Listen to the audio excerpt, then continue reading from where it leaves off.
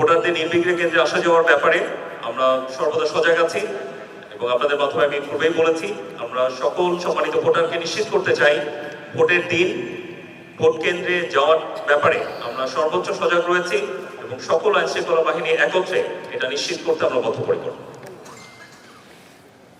এই সকল আসনেই আমরা সকল ভোট কেন্দ্রকে অধিক ঝুঁকিপূর্ণ, মধ্যম ঝুঁকিপূর্ণ এবং সাধারণ এই তিনটি ক্যাটাগরিতে ভাগ করেছি। এই অনুযায়ী আমরা আমাদের ডিপ্লয়মেন্ট ঠিক করেছি এবং সেখানে একই সাথে সিসি ক্যামেরার কাভারেজ আছে কিনা সেটাও নিশ্চিত করার কাজ চলমান রয়েছে।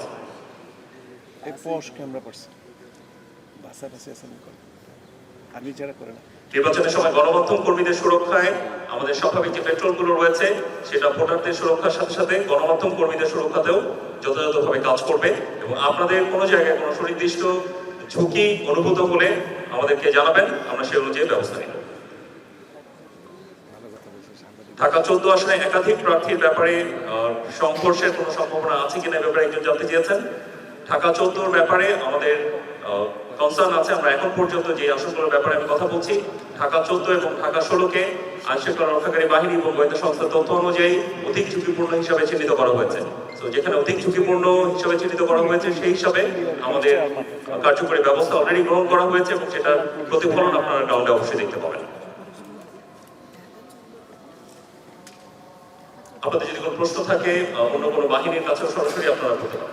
আসন্ন ত্রয়োদশ জাতীয় সংসদ নির্বাচনকে সামনে রেখে আমাদের মূল লক্ষ্য হচ্ছে নির্বাচনী পরিবেশকে একটি শান্তিপূর্ণ, স্থিতিশীল এবং ভয়ভীতিমুক্ত রাখা, যাতে সাধারণ জনগণ শান্তিপূর্ণভাবে ভোট কেন্দ্রে এসে তাদের ভোটাধিকার প্রয়োগ করতে পারেন এবং নিরাপদে নিজ বাসস্থানে ফেরত যেতে পারেন।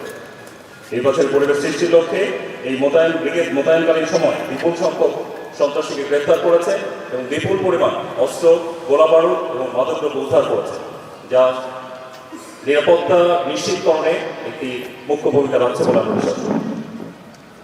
দায়িত্বপূর্ণ এলাকায় সেনাবাহিনী ইতিমধ্যে সমন্বিত ও দৃশ্যমান নিরাপত্তা ব্যবস্থা গ্রহণ করেছে।